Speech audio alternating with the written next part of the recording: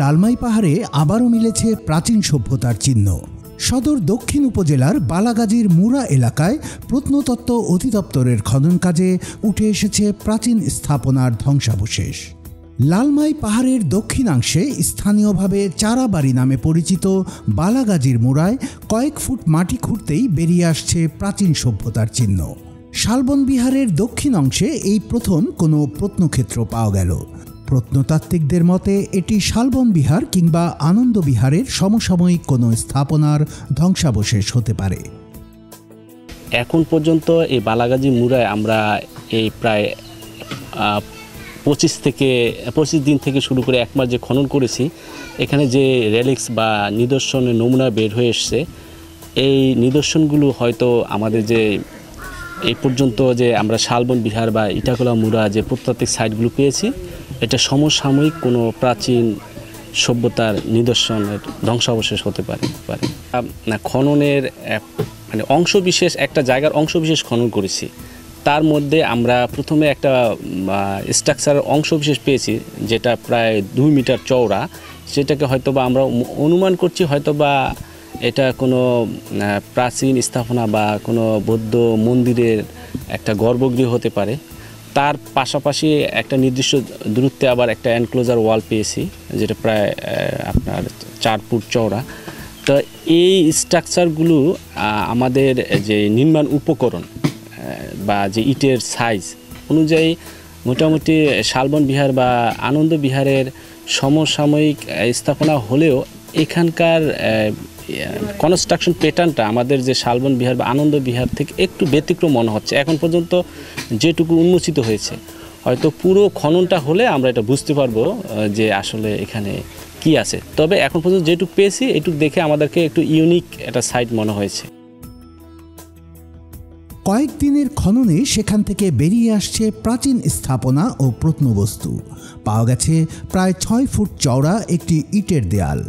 খননকালে মৃৎপাত্রের ভাঙা টুকরো বিশিষ্ট 3-4 ফুট পুরো একাধিক মাটির স্তর সরানোর পর প্রাচীন সভ্যতার এই ধ্বংসাবশেষের সন্ধান মেলে।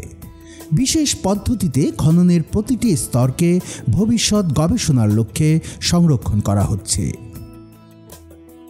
যে প্রত্নতাত্ত্বিক খনন পদ্ধতি আছে, আমরা বলে থাকি যে হুইলার মেথড আছে, আর আরেকটা রিসেন্ট আপনার আপডেট যে মেথডটা আছে যেটাকে আমরা হ্যারিসমেট্রিক মেথড বলি বা ইউনিট পদ্ধতি খনন কাজ করি। অর্থাৎ প্রতিটা স্তর বা স্তর বা আপনার লেয়ার টু লেয়ার আমরা এগুলো নাম্বারিং করে উপর থেকে নিচের দিকে আমরা খনন করতে থাকি এবং হরাইজন্টাল এবং ভার্টিক্যালি আমরা স্তরগুলো বোঝার চেষ্টা করি।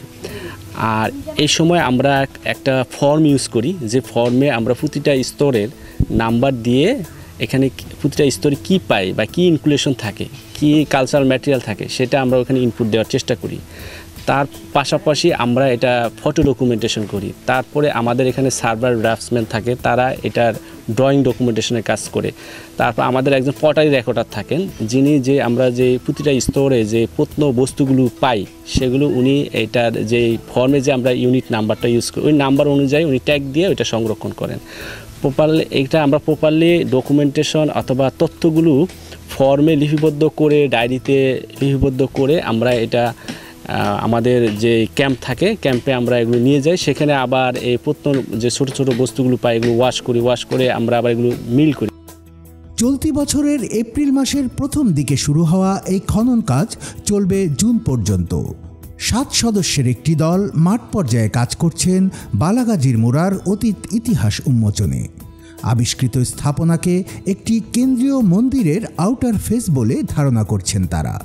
প্রত্নতত্ত্ববিদরা মনে করছেন 10 থেকে 12 একর এলাকা জুড়ে খনন কাজ বিস্তৃত করা হলে শালবন বিহার, আনন্দ বিহার কিংবা রূপবান মুরার মতো আরও একটি গুরুত্বপূর্ণ প্রত্নতাত্ত্বিক নিদর্শন উন্মোচিত হতে পারে, যা বাংলাদেশের ইতিহাসে নতুন মাত্রা যোগ করবে। আপনারা হয়তো শালবন বিহার, ইটাখোলা মুরা বা রূপবান মুরা বা 7ম থেকে দ্বাদশ শতাব্দীর পর্যন্ত যে বৌদ্ধ সভ্যতার যে নিদর্শন বা স্থাপনাগুলো ছিল ওইগুলো হয়তো আপনারা দেখেছেন। আমরাও ধারণা করতেছি ওইরকমই কোনো স্থাপনা হইতে পারে। ইউনিক বলতে আমার চাকরি জীবনে একটা সাইডের উপর এতগুলো পটসার বা মৃৎপাত্রের টুকরা এর আগে আমি কখনো দেখি নাই। এটা আমার জন্য সম্পূর্ণ নতুন। আমার যা ধারণা আমরা সাধারণত উঁচু ডিবি বা পাহাড় বলতে যেটা বুঝি, এটা কিন্তু এরকম না। আমি মনে করি এটা একটা সময় এটার উপর কোনো এরকম টিলা বা আপনারা যেটা এখন দেখতেছেন দৃশ্যমান ওইরকম কোনো কিছু ছিল না।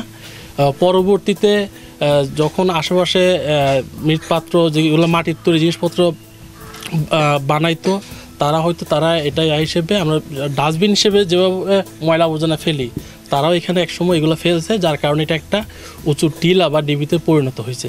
শালবন বিহারে আমরা কেন্দ্রীয় মন্দির দেখি।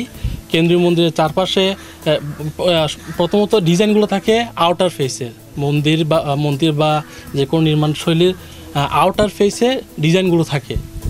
তো ধারণা করতেছে এটা আউটার ফেস এবং এটা একটা কেন্দ্রীয় মন্দির হইতে পারে, সম্ভাবনা। প্রতিদিন এখানে কাজ করছেন স্থানীয় 20 জন শ্রমিক। খননে মাটির নিচ থেকে এমন স্থাপনা উন্মোচিত হওয়ায় কাজটি উপভোগ করছেন এই শ্রমিকরাও।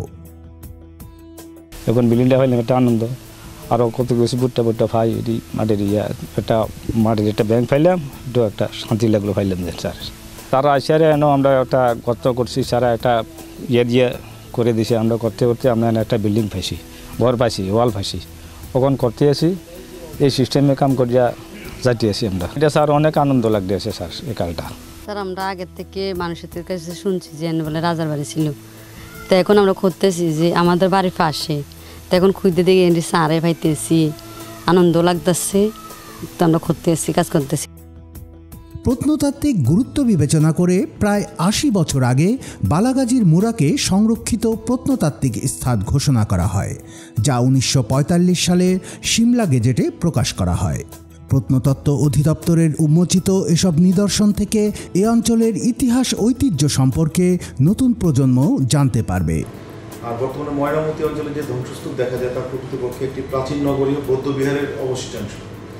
এরই ধারাবাহিকতায় আমরা সম্প্রতি কুমিল্লার সদর দক্ষিণ উপজেলার ব্যক্তি মালিকানাধীন একটা জমিতে এরকম একটি নিদর্শনের সন্ধান পেয়েছি এবং এটি প্রত্নতত্ত্ব অধিদপ্তর খননের কাজ করছে।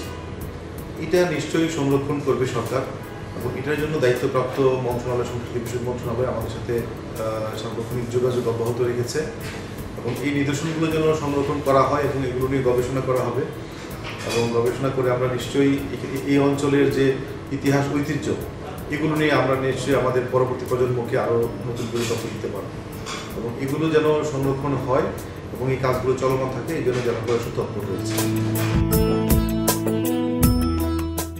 প্রাচীন সভ্যতার এমন আবিষ্কার বাংলাদেশের ইতিহাস গবেষণায় নতুন দিগন্ত উন্মোচন করবে বলেই মনে করছেন গবেষকরা। এই স্থানটি খনন করে দর্শনার্থীদের জন্য উন্মুক্ত করা গেলে কুমিল্লার প্রত্ন পর্যটনে নতুন মাত্রা যোগ হবে বলে স্থানীয়দের ধারণা।